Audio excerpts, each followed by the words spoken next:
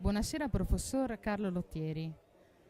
Alcuni ritengono che il referendum per l'indipendenza del Veneto non sia legittimo. Lei cosa ne pensa? Io penso che il diritto non possa essere mai sganciato dalla società. In altri termini penso che la società abbia sempre il diritto e la facoltà di definire le proprie regole.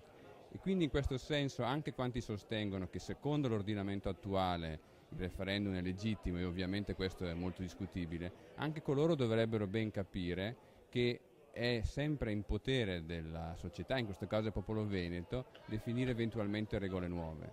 Ma soprattutto se si vuole difendere l'idea che siamo in una democrazia e che quindi spetta alla gente stabilire le regole fondamentali, è chiaro che il diritto di voto sui confini, cioè sulla possibilità per i veneti di dar vita quindi a una realtà politica indipendente, ebbene questa facoltà è fondamentale.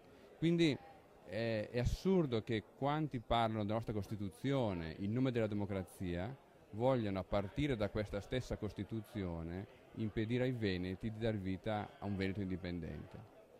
Grazie. Prego.